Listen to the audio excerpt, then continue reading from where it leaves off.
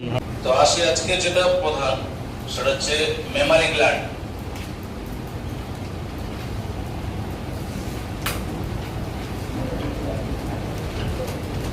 Memari gland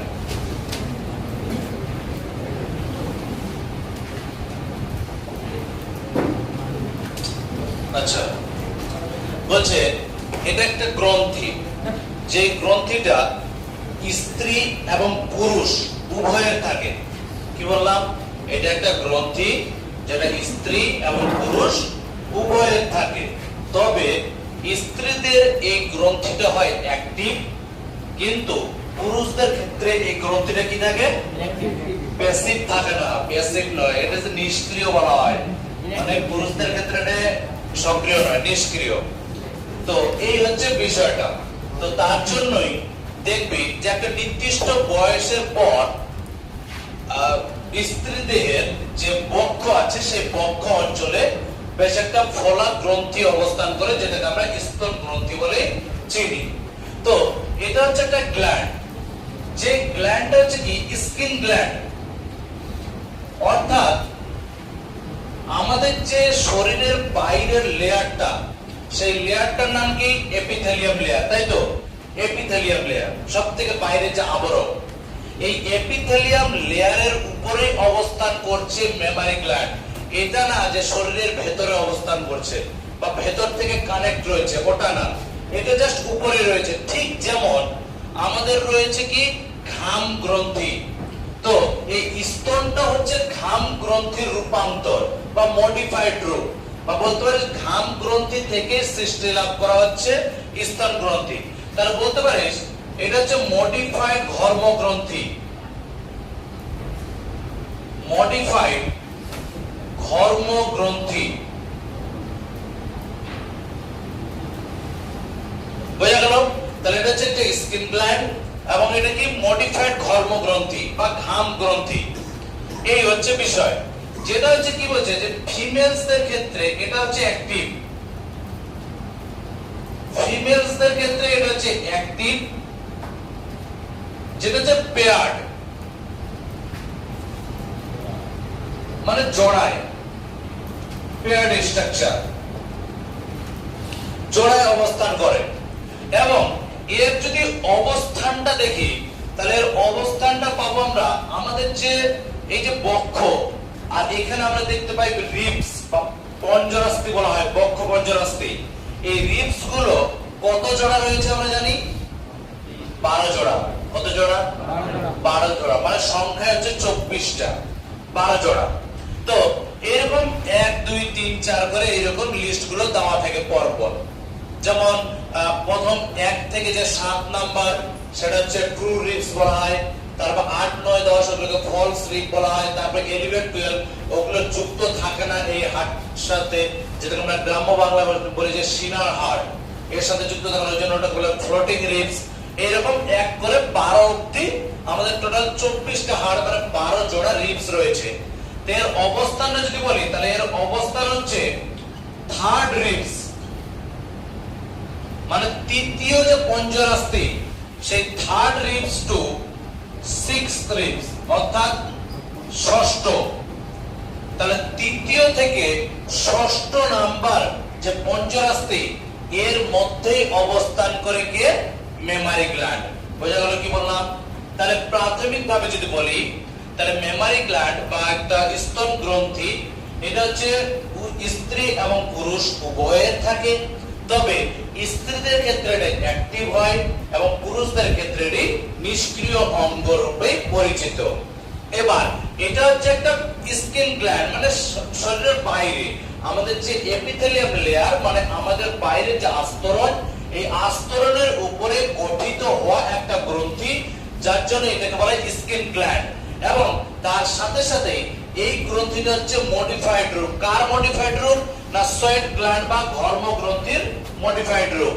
এবং তার সাথে বললাম যে অবস্থানটা যদি বলি, তাহলে অবস্থান হচ্ছে আমাদের যে পঞ্জরাস্থি বা মেয়েদের যে পঞ্জরাস্থি, সেই পঞ্জরাস্থির যে 3 নাম্বার পঞ্জরাস্থি, সেখান থেকে শুরু করে 6 নাম্বার পঞ্জরাস্থির মাঝে এই অবস্থান করে স্তন গ্রন্থি। বোঝা গেল? এটা হচ্ছে স্তন গ্রন্থির প্রাথমিক ধারণা। আচ্ছা, এবার আসি এই স্তন গ্রন্থি কিভাবে কাজ করে, বা এই স্তন গ্রন্থির অ্যানাটমিক স্ট্রাকচারটা কেমন, ভেতরে কি কি রয়েছে, কোথায় এর মানে এর কাজটা কি। যদি এখানে বলি আমরা আরেকটা জিনিস, যে এর কাজটা কি বা এর ফাংশন কি, তাহলে এর যদি ফাংশন বলি, এর ফাংশন হচ্ছে মিল্ক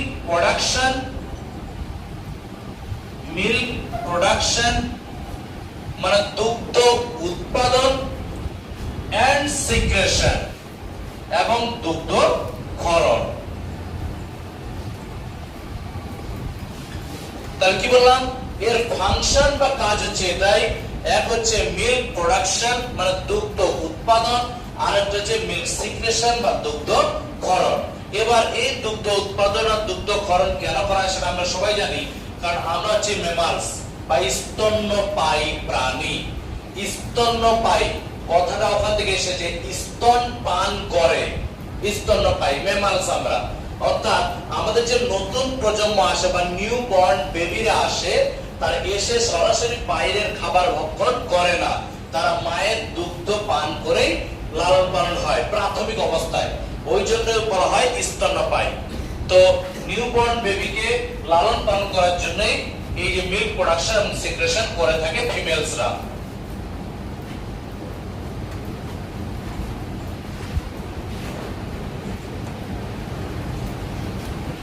এবার এই যে স্তন গ্রন্থি রয়েছে, এই স্তন গ্রন্থির মধ্যে আমরা বেশ গঠন দেখতে পাবো।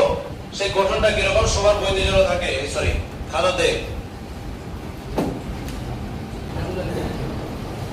পড়াবো, তার সাথে সাথে লেভেলিং করাবো।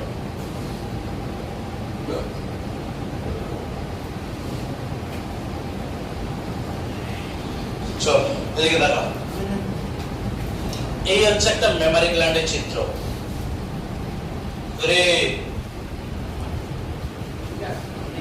ছবির দিকে তাকিয়ে লাভ আছে, এখানে বড় আছে, এখানে দেখা।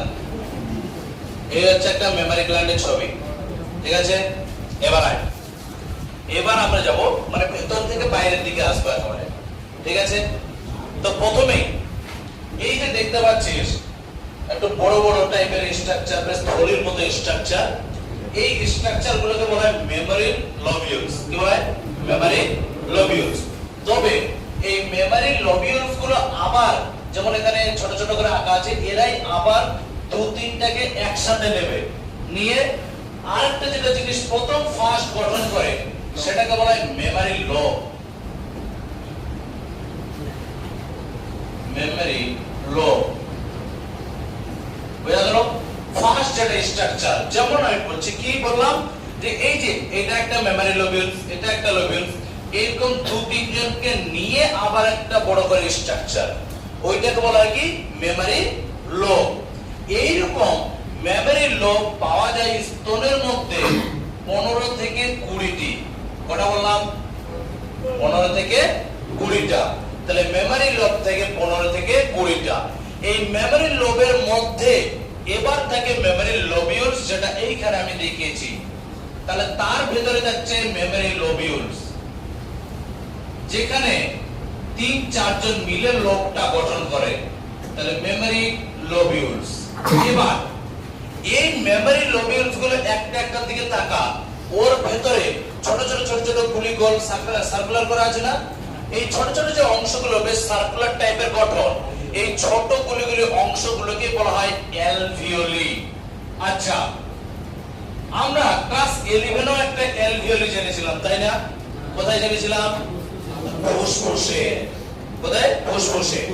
ওখানে ওই অ্যালভিওলের কাজ কি ছিল? হাওয়া ধরে রাখা, তাই না? অর্থাৎ অ্যালভিওলাই মানে হচ্ছে একটা থলির মতো স্ট্রাকচার, সেখানে বায়ু ধারণ ক্ষমতা করা যায় যেমন লাংসের ক্ষেত্রে, সেখানে আবার দুগ্ধ ধারণও করা যায়, সেটা কার ক্ষেত্রে? স্তন গ্রন্থের ক্ষেত্রে। তো আমরা যদি একটা অ্যালভিওলাই স্ট্রাকচার দিকে তাকাই, অ্যালভিওলাই স্ট্রাকচারের দিকে তাকাই, তাহলে আমরা দেখতে পাবো কি রকম বলি, এই রকমের একটা স্ট্রাকচার, এই রকমের একটা স্ট্রাকচার, ঠিক আছে। ফার্স্ট হচ্ছে অ্যালভিওলাই। এবার এই অ্যালভিওলাই এটা প্রাচীর না? প্রাচীর। তো এই প্রাচীরের দিকে তাকালে আমরা দেখতে পাবো এই রকম করে সেলগুলো,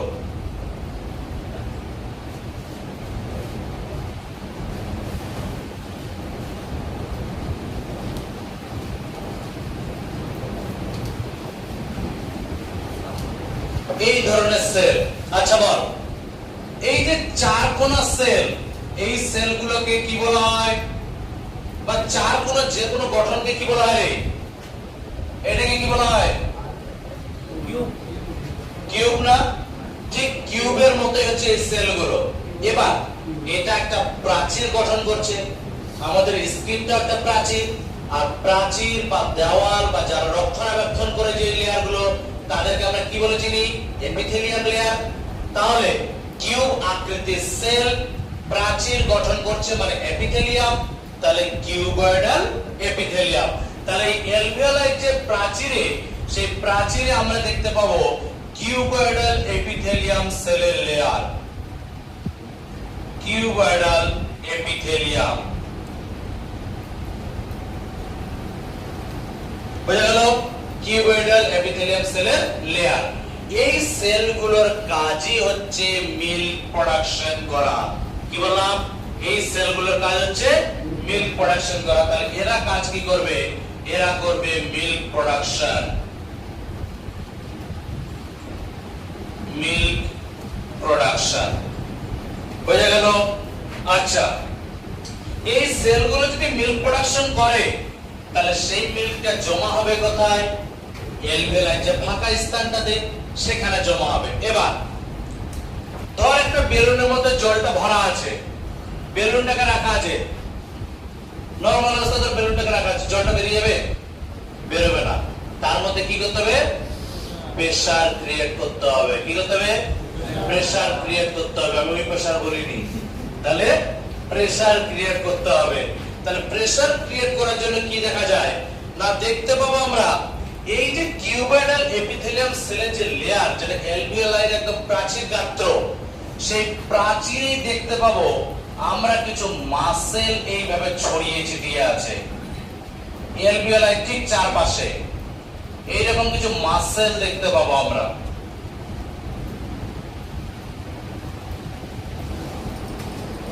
এই মাসেল গুলোকে বলা হয় মায়ো এপিথেলিয়াম মাসেল।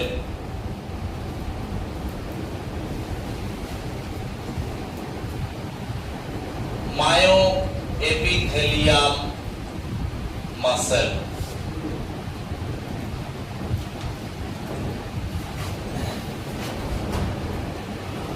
তাহলে অ্যালভিওলাইয়ের চারপাশে এক ধরনের তন্তুময় মাসেল দেখা যায়, যাদেরকে কি বলা হয়?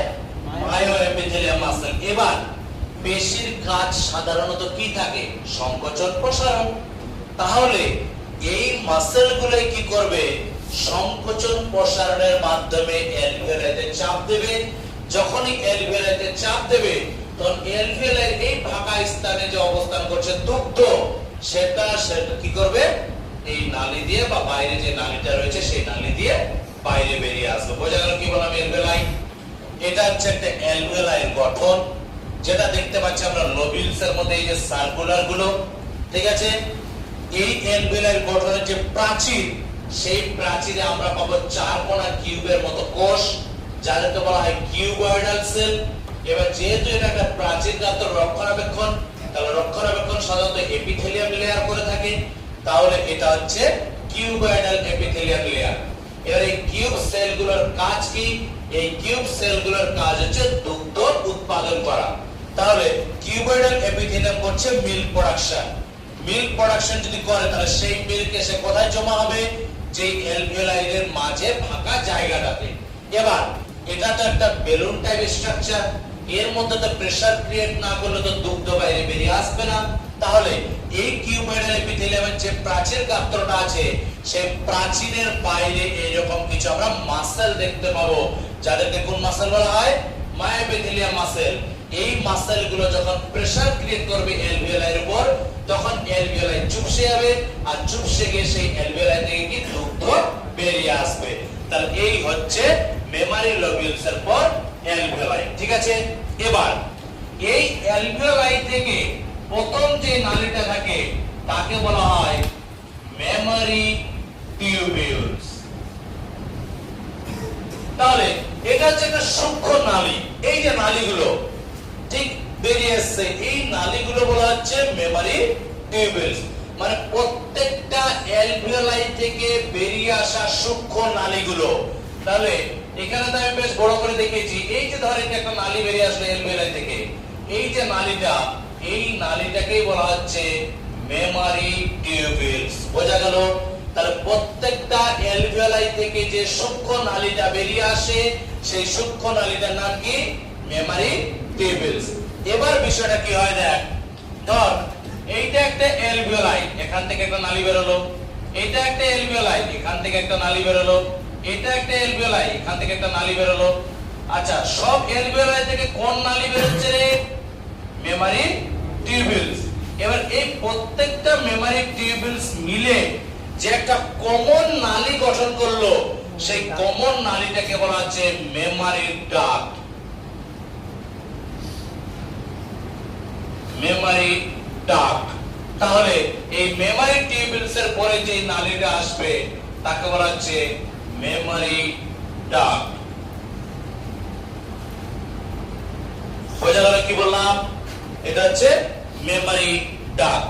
তাহলে প্রত্যেকটা অ্যালভিওলাই থেকে বেরিয়ে আসলো মেমারি টিউবিলস, আর এরকম 5-10টা টিউবিলস মিলে যে একটা কমন নালী গঠন করছে, সেই কমন নালীটাকে বলা হচ্ছে মেমারি ডাক্ট। আচ্ছা, এবার মেমারি ডাক্ট দেখ আমি এই জায়গাটায় দেখিয়েছি যে টিউবিলস গুলো বেরিয়ে আসার পর একটা কমন নালী, একটা কমন নালী, একটা কমন নালী, একটা কমন নালী বেরিয়ে আসলো। তো একটা জিনিস লক্ষ্য কর, মেমারি ডাক্টটা যখন শেষ হয়েছে, তোর হালকা একটা ফোলা অংশ সৃষ্টি হয়েছে নালীটার মধ্যে। সৃষ্টি হয়েছে না? হালকা একটু ফোলা অংশ সৃষ্টি হয়েছে। সেই ফোলা অংশটার নাম দিয়েছি আমরা অ্যাম্পুলা।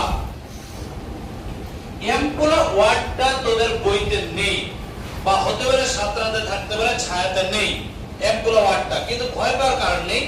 অ্যাম্পুলা হচ্ছে সেটাই যেটা তোদের বইতে দেওয়া আছে ল্যাক্টিফেরাস সাইনাস। ল্যাক্টিফেরাস সাইনাস। তাহলে যাহাই অ্যাম্পুলা তাহাই ল্যাক্টিফেরাস সাইনাস। বোঝা গেল? তোদের বইতে সম্ভবত ল্যাক্টিফেরাস সাইনাস দেওয়া আছে। তাহলে মেমারি ডাক্টের পরেই যে ফোলা অংশ, সেটাকে বলা হচ্ছে কি? ল্যাক্টিফেরাস সাইনাস। এবার এই ল্যাক্টিফেরাস সাইনাস বা অ্যাম্পুলাতে কি হয়? সাময়িকভাবে দুগ্ধ সঞ্চিত থাকে। কি বললাম? ল্যাক্টিফেরাস সাইনাসে বা অ্যাম্পুলাতে সাময়িকভাবে দুগ্ধ কি থাকে? সঞ্চিত থাকে। এবার এইখানে সঞ্চিত থাকার পরেই সেখান থেকে সেই দুগ্ধ বেরিয়ে এসে একটা পাতলা নালী দেখতে পাচ্ছি আমরা, সেই পাতলা নালীগুলোকে বলা হয় ল্যাক্টিফেরাস ডাক্ট। ল্যাক্টিফেরাস ডাক্ট। তাহলে ল্যাক্টিফেরাস সাইনাস থেকে আসলো কে? ল্যাক্টিফেরাস ডাক্ট। বোঝা গেল? এবার এই ডাক্টের মাধ্যম দিয়ে দুগ্ধ যে স্তন গ্রন্থি যে রয়েছে, স্তন গ্রন্থির বেশ মাঝ বরাবর দেখতে পাই আমরা একটা ছোট্ট মানে ফোলা অংশ। সেই ছোট্ট ফোলা অংশটাকে বলা হয় নিপেল বা বটা। ওই বটার মধ্যেই থাকে 15 থেকে 20টা বা 12 থেকে 15টা ফুটো থাকে, যেটা খুবই সূক্ষ্ম, যেটা আমরা বুঝতে পারি না যে ওইটুকু বটা বা নিপেলের মধ্যে কি করে 15 থেকে 20টা ফুটো থাকতে পারে, তো থাকে। তো ওই যে ল্যাক্টিফেরাস ডাক্টগুলো, ওই ল্যাক্টিফেরাস ডাক্টগুলো প্রত্যেকটা ফুটোতে এসে কি হয়? উন্মুক্ত হয়। কোথায় উন্মুক্ত হয়? নিপেল বা বটাতে। তারপরে এখান থেকে শিশু দুগ্ধ পান করে। বোঝা গেল? এই হচ্ছে বিষয়, বাইরের নিপেল। এবার দেখবি নিপেলের যে অংশটা, সেটা পুরুষ হোক মহিলা, মহিলাদের ক্ষেত্রে একটু বেশি হয়। নিপেলের যে অংশটা, যেটুকু অংশ নিপেল থাকে তার চারি সাইডে সার্কুলার করে ব্ল্যাক কালার হয়ে থাকে, থাকে না? ব্ল্যাক কালার হয়ে থাকে। এই যে দেখ এই জায়গাটা, এটাকে আমি নাম দিয়েছি, আমি নাম দেইনি, বিজ্ঞানী দিয়েছে এরিওলা। কি নাম? এরিওলা। এই এরিওলা যে অংশটা, এখানে বেশ পিগমেন্ট বা রঞ্জক থাকে, যার কারণে কি একটু গাঢ় কালো বর্ণ ধারণ করে। যখন একটা মহিলা প্রেগন্যান্ট থাকে তখন এই বর্ণটা আরো বেশি কালার হয়ে যায় আর কি, মানে রংটা আরো গাঢ় হয় যখন প্রেগন্যান্ট থাকে। বোঝা গেল? এই হচ্ছে পুরোপুরি স্তন গ্রন্থি, যেটা হচ্ছে অ্যানাটমিক স্ট্রাকচার, মানে ওই স্তন গ্রন্থির মধ্যে কি রয়েছে। এবার কি হয় যে আমরা দেখতে পাচ্ছি যে রেড কালারের কিছু পাথর কিন্তু পাথর নয়, পাথর শক্ত, রেড কালারের যেটা গেছি সেটা ফ্যাট গেছি, ফ্যাট নরম। বোঝা গেল? তাহলে এর চারি সাইডে থাকে ফ্যাট, যে ফ্যাটটা বিশেষ করে বলা হয় অ্যাডিপোজ টিস্যু। অ্যাডিপোজ টিস্যু নরম হয়, হ্যাঁ, কারণ বলা হয় থেকে যে এটা যদি একটা সঙ্গম অঙ্গ বলা যায় না, বাট একটা সঙ্গমে অংশগ্রহণকারী অঙ্গ, যার কারণে এটা বলতে পারিস যে আমাদের মহান রব্বুল আলামিন তিনি সৃষ্টি করেছেন যে দুটো কাপলের মধ্যে যে একটা শারীরিক বা মানসিক শান্তি বলতে পারিস, তার জন্য এরকম একটা স্ট্রাকচার। বোঝা গেল? ওই জন্য বলে দিলাম যে এটা হচ্ছে একটা ফ্যাটের লেয়ার, যে ফ্যাটের লেয়ারটা থাকার কারণে স্তনগ্রন্থি যেটা সেটা বেশ কোমল হয় বা নরম হয়। বোঝা গেল? বোঝা গেছে? আরেকবার পুরোটাকে বলে দিচ্ছি দেখ। এটা হচ্ছে একটা মেমারি গ্ল্যান্ড, যে মেমারি গ্ল্যান্ডটা অবস্থান করছে বিশেষ করে স্ত্রী দেহের বেশ অ্যাক্টিভ, তাই স্ত্রী দেহটাকে নিয়ে পড়ছি আমরা। এটা হচ্ছে অবস্থান করছে 3 নাম্বার রিবস থেকে 6 নাম্বার রিবসে, ঠিক আছে? এর কাজ হচ্ছে দুগ্ধ উৎপাদন এবং দুগ্ধ নিঃসরণ করা। এবার আমরা আসি এই গঠনের মধ্যে প্রথমে আমরা দেখতে পাবো যে মেমারি লোব। মেমারি লোব বলতে যেটা হচ্ছে স্তন গ্রন্থির মধ্যে 15 থেকে 20টা থাকে। এই যে দেখতে পাচ্ছি আমরা একটা স্ট্রাকচার, এইরকম 5-10টা স্ট্রাকচারকে নিয়ে একটা বড় অংশ গঠন হয়, যেটাকে আমরা বলি মেমারি লোব, যেটা সংখ্যাটা হচ্ছে 15 থেকে 20টা। এবার ওটা থেকে আসার মধ্যে দেখতে পাবো মেমারি লোবটাকে যদি আমরা খুলি, খোলার পরে দেখতে পাবো এই রকম স্ট্রাকচার। এই প্রত্যেকটা স্ট্রাকচারের নাম আমরা কি দিয়েছি? মেমারি লোবিউলস। মেমারি লোব থেকে মেমারি লোবিউলস। এই মেমারি লোবিউলস এর মধ্যে যদি আবার যাওয়া যায়, তাহলে ভিতরে দেখতে পাবো আমরা কিছু বেলুনের মতো স্ট্রাকচার বা স্যাক লাইক স্ট্রাকচার। বোঝা গেল? Sac like structure. এই যে স্ট্রাকচারটা রয়েছে, এই স্ট্রাকচার গুলোকে এক এক থেকে বলা হয় অ্যালভিওলি। এই অ্যালভিওলি জিনিসটা আমরা যেমন লাংস এর ক্ষেত্রে পড়েছিলাম, সেখানে বায়ু ধারণ করেছিল, কিন্তু এখানে যে অ্যালভিওলিটি রয়েছে সে দুগ্ধ ধারণ করবে এবং দুগ্ধ উৎপাদনও করবে। তাহলে এই অ্যালভিওলাইক স্ট্রাকচারের দিকে যদি তাকাই, তাহলে দেখতে পাবো যে এটা হচ্ছে একটা বেলুনের মতো স্ট্রাকচার, যার প্রাচীরটা গঠন হয়েছে এপিথেলিয়াম লেয়ার দ্বারা। যে এপিথেলিয়ামের কোষগুলো হচ্ছে কিউব আকৃতি। কি আকৃতি? কিউব আকৃতি। তাহলে কিউবয়েডাল এপিথেলিয়াম লেয়ার। এই লেয়ারের কাজ হচ্ছে কি? মিল্ক প্রোডাকশন করা বা দুগ্ধ উৎপাদন করা। এবার এই দুগ্ধ উৎপাদিত হয়ে কোথায় অবস্থান করবে? অ্যালভিওলাইয়ের মাঝ বরাবর। এবার যেহেতু এটা একটা বেলুনের মতো স্ট্রাকচার, এখানে তো সহজে দুগ্ধ বেরিয়ে আসবে না, তাহলে এখানে কি করতে হবে? প্রেসার ক্রিয়েট করতে হবে। তো এই প্রেসার ক্রিয়েট করার জন্য অ্যালভিওলের যে প্রাচীর, সেই প্রাচীরের চারি সাইডে ছড়িয়ে ছিটিয়ে থাকে এক ধরনের মাসেল, যার নাম হচ্ছে মায়ো এপিথেলিয়াল মাসেল। এই মাসেলের কাজ হচ্ছে সংকোচন এবং প্রসারণে সাহায্য করা। কার? অ্যালভিওলাই। তাহলে অ্যালভিওলাই যখনই সংকোচন হবে, অ্যালভিওলাইয়ের মধ্যে থাকা দুগ্ধ বেরিয়ে আসবে। এবার বেরিয়ে প্রথম কোথায় যাবে? অ্যালভিওলাই থেকে বেরিয়ে প্রথম যে জিনিসটা আসবে সেটা হচ্ছে মেমারি টিউবেলস। যে মেমারি টিউবেলসটা বললাম যে প্রত্যেকটা অ্যালভিওলাই থেকে বেরিয়ে আসা সূক্ষ্ম সূক্ষ্ম নালীগুলোকে কি বলা হয়? মেমারি টিউবেলস। এই মেমারি টিউবেলস একটা, দুটো, তিনটে, চারটা এইরকম মিলে একটা যে কমন ডাক্ট বের করবে বা কমন নালী বের করবে, তার নাম হচ্ছে কি? মেমারি ডাক্ট। এবার এই মেমারি ডাক্ট গুলো বেরিয়ে আসার পর তারপরে দেখতে পাবো আমরা বেশ একটা খোলা অংশ বা খুলে ভাবা অংশ, সেটাকে বলা হয় অ্যাম্পুলা বা লেকটিভেরাস সাইনাস। যে অ্যাম্পুলা বা লেকটিভেরাস সাইনাসে কি হয়? বেশ কিছুক্ষণের জন্য দুগ্ধ সঞ্চিত থাকে। বোঝা গেল? তারপরে সেই অ্যাম্পুলা বা লেকটিভেরাস সাইনাস থেকে আসে লেকটিভেরাস ডাক্ট, যেই ডাক্টের মাধ্যম দিয়ে কি হয়? স্তনগ্রন্থি যে বটা বা নিপেল, ওই নিপেলের মাধ্যম দিয়ে দুগ্ধ বাইরে বেরিয়ে আসে। আর নিপেল যে রয়েছে, সেই নিপেলের মধ্যে প্রায় 12 থেকে 15 বা 20টার মতো ফুটো থাকে, যেগুলো দিয়ে দুগ্ধ বেরিয়ে আসে। বা বলতে পারিস যেই ওপেনিং গুলো এসে যুক্ত হয় কার সাথে? লেকটিভেরাস ওই ডাক্টের সাথে, আর ওখান থেকে দুগ্ধ বেরিয়ে আসে। আর আমরা দেখতে পাবো বটার চারি সাইডে বেশ কালো রঞ্জ, মানে কালো হয়ে থাকে জায়গাটা সার্কুলার করে, ওই কালো অংশটাকে বলা হয় এরিওলা। এরিওলা ওখানে এই কারণে কালো হয় কারণ ওখানে বেশ রঞ্জক জমা হয়ে থাকে, এবং এটা কি হয় না, যারা প্রেগন্যান্ট থাকে যে সমস্ত মহিলারা, তাদের ক্ষেত্রে ওটা আরো গাঢ় বর্ণ ধারণ করে থাকে। বোঝা গেল? এই হচ্ছে পুরোপুরি স্পার্ম গ্রন্থি, এর বাইরে কোনো কিছু আর নেই। এর বাইরে যেটা আছে সেটা হচ্ছে হরমোনাল কন্ট্রোল একটা রয়েছে। ছোট্ট করে অংশটা বলে দিই কোন হরমোনের কি কাজ। এইটুকু জিনিস বোঝা গেছে? ক্লিয়ার?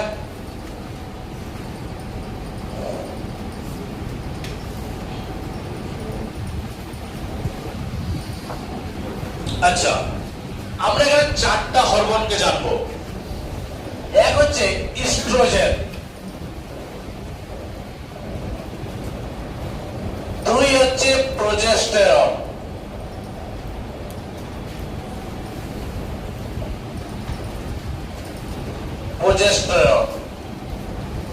তিন হচ্ছে প্রোল্যাকটিন,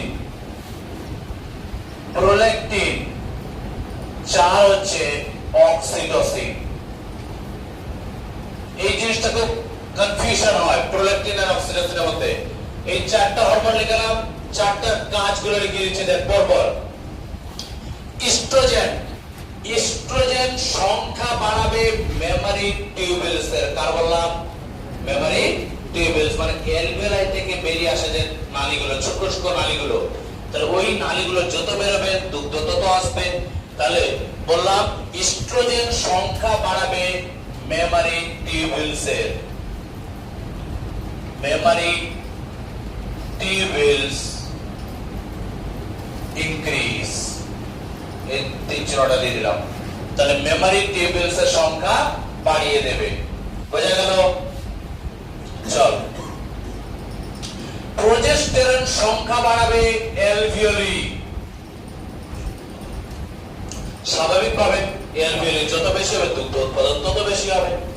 তাহলে প্রোজেস্টেরন সংখ্যা বাড়াবে অ্যালভিওলি। প্রোল্যাকটিন ক্ষরণ যত বাড়বে কিউবয়েডাল এপিথেলিয়াম থেকে দুগ্ধ ক্ষরণ তত বেশি, বা বলতে পারিস দুগ্ধ উৎপাদন তত বাড়বে। তাহলে এ করে থাকে মিল্ক প্রোডাকশন, দুগ্ধ উৎপাদন করে প্রোল্যাকটিন, ঠিক আছে? আর অক্সিটোসিন এই হরমোন করে থাকে মিল্ক সিক্রেশন।